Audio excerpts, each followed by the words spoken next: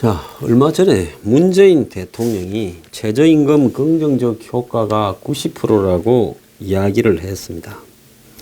자, 지금 소득이 제일 낮은 20% 계층에서 소득이 오히려 제일 많이 줄었다.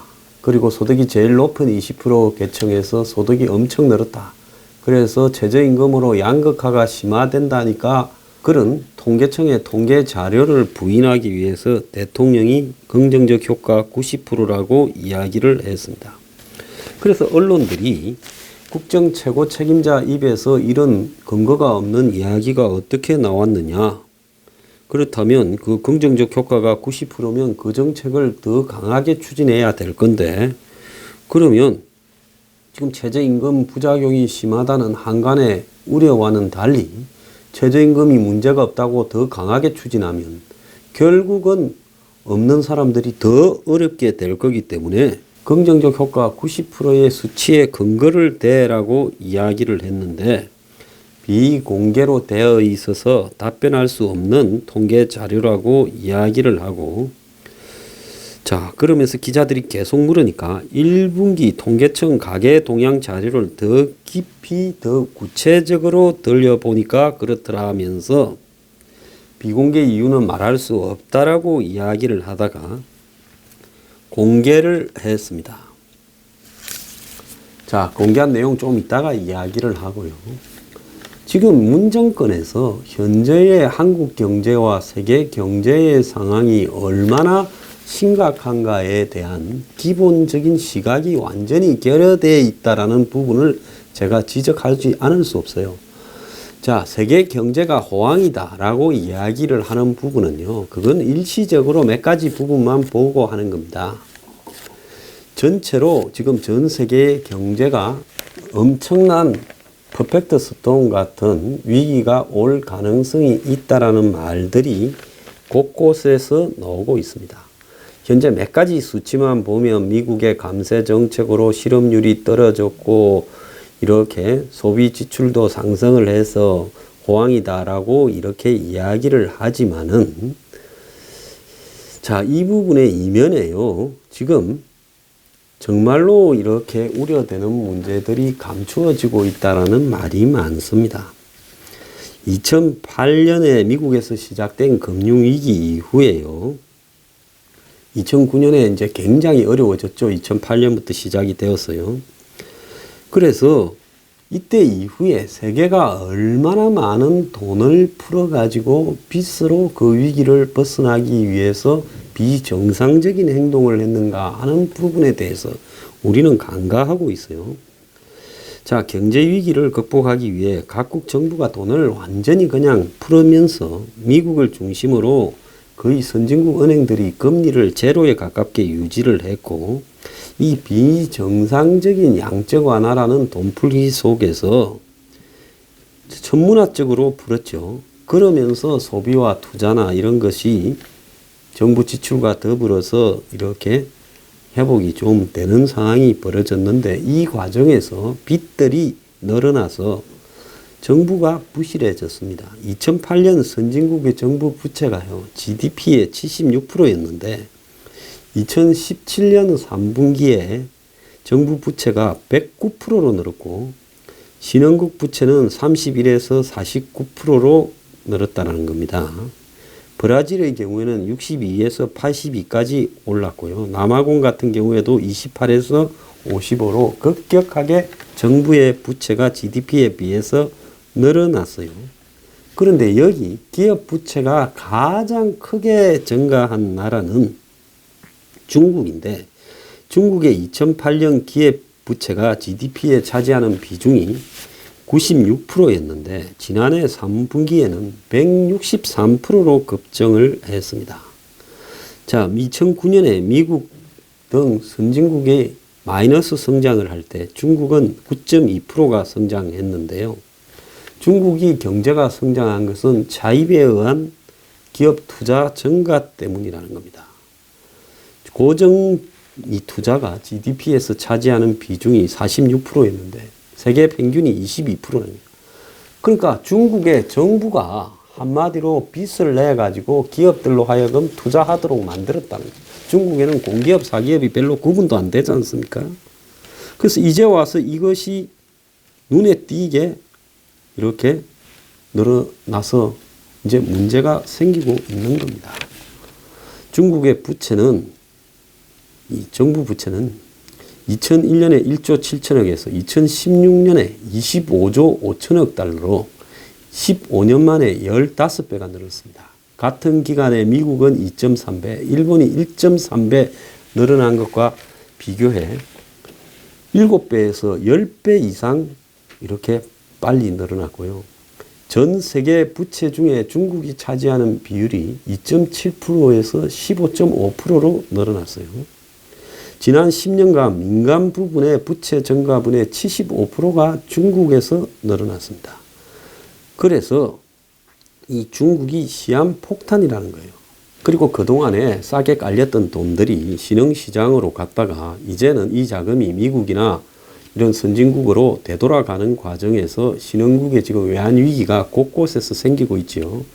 아르헨티나에서 말레이시아, 인도네시아로 이렇게 번지고 있습니다. 터키도 지금 흔들흔들한다 이야기가 있어요.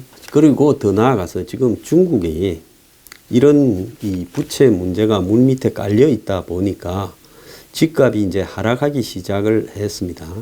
그래서 중국 경제의 가장 큰 위험은 중국 내 부동산 거품 붕괴가 초래할 금융위기예요. 미국의 서브프라임 사태하고 똑같은 겁니다. 미국도 그때 부동산 가격이 올라가다가 한마디로 부실한 층에 대출을 해준 부분이 문제가 되어서 터지기 시작하니까 이제 부동산 거품이 꺼지면서 이런 문제가 복합적으로 이제 완전히 터져버렸죠. 결국 중국에도 지금 이런 부동산 거품이 꺼지면서 한마디로 부실한 대출 문제가 언제라도 터질 수 있다는 겁니다. 그래서 인류 역사상 가장 큰 거품이었던 중국 경제가 지금 위기의 중심에 서 있다는 겁니다. 자, 이런 속에서 세계 경제는 구조적으로 점점 취약해져 가고 있고, 솔직히 일자리가 미국 같은 경우에도 회복되고 있다 하지만 질이 안 좋은 일자리가 훨씬 더 많아지고 있다라는 부분이 있습니다. 그리고 부동산 거품은 지금 전 세계를 뒤덮고 있는데 이것이 지금 꺼지기 시작할 경우에 아마 헤아릴 수 없는 오랫동안의 장기 불황으로 갈 수 있다는 거예요. 그런데 지금 한국도 가계부채가 2008년에 GDP의 74%다가 2017년 3분기에 94%입니다. 같은 기간 선진국의 가계부채가 76%를 유지했고 신흥국은 20에서 39%예요. 그래서 지금 한국의 가계부채가 다른 나라들보다 훨씬 위험한 상황이라는 겁니다. 올 들어서 지금 브라질, 터키, 남아공 등이 위험해지고 있어요.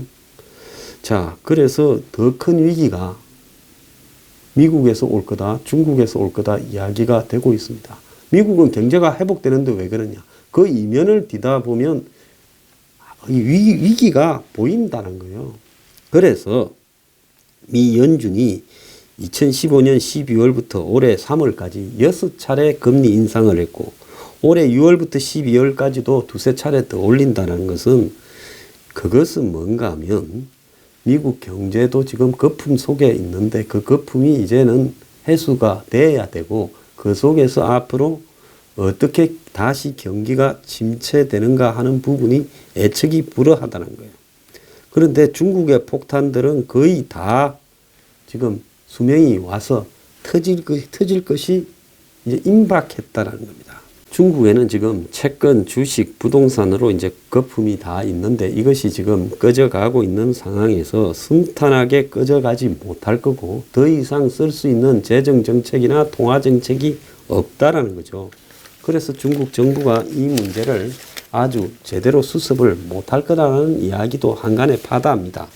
이런 상황에서 한국 정부는 똥이고 오줌이고 구별도 하지 못하고요. 지금 90%가 긍정효과다, 최저임금 인상이, 이렇게 대통령이 이야기를 했는데 이 자료를 내놔라고 언론이 이야기를 하니까 한마디로 이 근로소득자만 가지고 이렇게 냈다는 겁니다. 자영업이나 실직자를 빼버린 자료였다라는 거죠. 자, 전체 근로자 중 최하위 10%만 소득이 감소했다. 이렇게 되어 있는 자료를 내놨어요. 그래서 최하위 20%가 소득이 감소했다라는 것은 잘못이다라고 된 자료죠. 그 자료도 별로 90%가 긍정 효과라는 걸 입증하는 부분이 아닌데요. 그런데 90% 긍정이라는 것은 뭘 갖고 했는가 하면 소득을 10%로 했을 때 최하위 10%만 소득이 감소하고 90%는 소득이 감소하지 않았으니까 긍정 효과가 90%라 했다라는 이야기인데, 근데 문제는 근로자 외 가구는 빼버리고 만드는 통계라는 겁니다. 한마디로 대통령의 입맛에 맞게 통계를 조작 가공했다라는 이야기예요. 통계청의 가계 동향 조사는 하위 20%의 소득이 감소했다라는 부분인데요. 이 통계청 자료를 못 믿어서 정부가 통계청 원자료를 근거로 국책연구기관에 보다 면밀한 분석을 지시했다는 겁니다. 그래서 새로 가공 분석한 자료를 내놨는데, 이 자료는 전체 가구가 아닌 직장에서 일하는 비고용 가구를 기준으로 하는 소득 증가율을 내놨다는 거예요. 그래서 통계청 조사에서 소득 분배가 악화된 것은 전계청에 걸쳐 평균 소득이 늘어난 근로자 가구 소득과는 달리 근로자가 아닌 가구의 소득 격차가 크게 벌어져서 그랬다라고 이야기를 하면서, 이 자료에 이 자영업자나 실직자 등을 다 빼고 청와대 입맛에 맞는 월급 받는 사람들만 넣어서 했다는 겁니다. 아니, 월급 받는 사람들이야 월급이 매년 올라가고 하니까 어지간하면 이렇게 되죠. 그래서 정부 가계는 가구가 아닌 그냥 근로자 개인 소득 증감률을 따졌는데, 최상위 10% 말고 제일 밑에 90%까지에 있는 사람도 8.9%가 늘어났다. 마지막 최하위 10%만 좀 줄어들었다 해서 다 늘어나서 90%가 긍정적인 효과다라고 이야기를 했습니다. 그런데 통계청이 애초에 발표한 것은 최저임금 충격을 받은 근로자 외 가구의 소득 증감률을 발표를 한 거죠. 그래서 하위 20%가 13.8이 줄어들고, 그 다음 20%가 마이너스 6.1이 줄어들고, 그 다음 20%가 마이너스 3.6이 이렇게 줄어든 겁니다. 그래서 경제 전문가들은 자영업자가 568만 명인데 이들을 빼고 자신에게 유리한 방식으로 자료를 아전인수적으로 가공을 했다라는 겁니다. 통계청은 지난달 가계소득을 발표를 하면서 하위 20% 소득이 8% 넘게 떨어져서 통계성 작성 이래 최대 폭으로 하락했다라고 발표를 했습니다. 그러자 현 정부의 이 핵심 과제인 소득주도 성장이라는 것이 실제로 완전히 안 통하는 게 아니냐라는 비판이 있으니까 문재인이 나서서 정책의 긍정 효과가 90%라 했는데, 그것이 어떤 근거냐 하니까 이날 이제 이 경제수석이 나서서 가구별 근로소득이 아니라 개인별 근로소득을 분석하면 90% 이상 긍정적이라는 거죠. 통계청의 이런 가계동향조사는 가구주, 배우자, 다른 가구원의 소득을 합쳐 하나의 금액으로 표시하는데, 이를 나눠서 근로자 개인 기준으로 집계하니 근로자 90% 이상이, 그것도 저소득자일수록 소득이 더 늘어났다라고 이야기를 했습니다. 대한민국의 자영업자의 대다수가 이 하위에 속하는데, 하위 소득자에 그들을 빼버리고 실직자를 빼버리고 불리한 것을 다 빼버리고 근로소득을 받는 사람을 개인별로 이렇게 다시 짜집기 해가지고 그야말로 소득이 늘어났다라고 이렇게 하는 것이 옳으냐, 이 부분에 대해서요, 통계청 조사 중에서 이것저것 다 빼고 더 잘게 썰어서 자신들이 원하는 답이 나오도록 표본 숫자를 줄여가지고 이 가구를 개인으로 환원해서 이걸 만들어냈다는 겁니다. 다른 자료를 다시 조사한 게 아니라 통계청 조사 자료를 자기들이 원하는 답이 나올 때까지 재분석을 해서 재가공해서 만들어냈다는 건데요. 참 기가 찬 일입니다. 그렇게 짜내가지고라도 대통령의 입맛을 맞춰주고 싶어 하는 거 보니까 여기가 북한 비슷하지 않습니까? 당신들끼리의 함정에 빠져서 그냥 이렇게 살기를 바랍니다. 자, 이 정권이 또 주 52시간 근무를 갖다가 하면서요. 이게 지금 굉장히 최저임금만큼 데미지를 입힐 거라고 이야기가 나오고 있습니다. 그래서 일손이 달리고 회사는, 그 다음에 소득은, 이 종업원들은 소득이 주는 일이 지금 발생을 하고 있는데요. 자, 지방에 있는 회사들은 지금의 생산량을 주 52시간이 돼도 유지하려면 생산직을 200명 가까이 늘려야 되는데, 지방에 있고 열악한 이런 기업들이 사람을 모으기가 거의 쉽지 않다라는 겁니다. 이제 방학철에는 아르바이트생들을 불러다가 일을 시켜서 하겠지만은, 그런데 이제 그게 끝나면 어떻게 사람을 고용을 할 수 있을지 걱정이라는 거예요. 자, 기존 직원들 같은 경우에도 근로시간을 늘려서 임금을 많이 받았는데, 근로시간 단축으로 각종 수당이 줄면서 5년차 직원 평균 월급이, 이거는 그 할인이에요. 할인 닭고기 회사.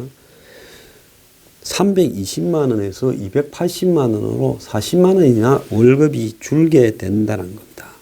그래서 기존의 초과 근무자들의 평균 월 이 수입이, 초과 근무에서 얻는 수입이 자신의 월급의 11.5%, 37만 7천 원 정도 되는데, 이만큼이 직장에 다니는 사람의 소득이 줄어들 거라고 이렇게 예측이 되고 있습니다. 그래서 근로시간이 주는 만큼 고용이 이렇게 늘리자. 즉, 정부는 이런 취지일 거예요. 지금 뭐 근로자들이 일을 많이 하니까 근로자들이 일을 작게 하고 집에 가서 좀 저녁이 있는 삶을 즐기고, 대신 그만큼의 고용을 더 늘려서 기업들은, 그래서 그 사람들에게 주는 이래서 이 초과 시단 근무만큼을 다시 고용을 하면 결국 같은 돈으로 사람을 더 채용해서 이 고용률이 올라가고 실업률이 떨어지지 않겠냐, 잔머리를 굴린 거지요. 그런데 실제로 이 기업들이, 이런 종류의 기업들은 대부분 한마디로 이 근무 조건이 썩 좋지 않은 데가 대부분일 건데, 실제로 사람을 구하기가 쉽지가 않다라는 거고요. 기업들이 추가로 고용하면 이 초과 근무를 시키던 돈을 가지고 그 사람한테 주면 끝나는 게 아니라, 사람 하나를 고용할 때마다 이 고용 관련 각종 이런 부담이 늘어나죠. 그래서 기업이 해야 될 부분이 더 생기지 않습니까? 그래서 4대 무슨 연금부터 이런저런 부분들이 발생을 할 건데, 이런 부분들은 기업에 엄청난 추가 부담이 되는데요. 근데 노노 갈등도 있다는 거예요. 집배원들의 토요 근무를 폐지하자 우체국 위탁 택배 근로자들이 일감 증가를 우려해서 시위에 나섰다라는 이야기도 지금 나오고 있습니다. 그래서 이제는 이 52시간 근무에 거래처하고 식사도 빼냐, 사내 워크숍은 근무 시간이냐 아니냐, 기업별로 헷갈리고요. 시행이 코앞인데 기준도 못 내놔서 기업들마다 지금 난리라는 겁니다. 그 다음에 여름 한철 장사인 빙가라든지 무슨 이런 것들이 많죠. 이런 거는 그러면 어떻게 해야 되느냐 하는 문제도 지금 나오고 있고요. 그 다음에 거의 근무 시간이 불일정한 연예인이나 매니저 이런 사람들은 또 어떻게 하느냐라는 이야기가 지금 나오고 있습니다. 그런데 근로자들은 평균적으로 봤을 때 월급이 377만 원에서 주 60시간을 일하고 주 52시간을 일하면서 332만 원으로 줄어서 이제 알바를 뛰어야 될 거다. 학원을 끊어야 된다. 그래서 저임금 비정규직의 임금 쇼크가 더 크다라는 거고요. 자, 이제 퇴근 시간을 막 체크하고 나서니까 정부가 새벽에 나와서 너댓시에 일을 시키기도 하고 있는 지금 기현상이 벌어지고 있다는 겁니다.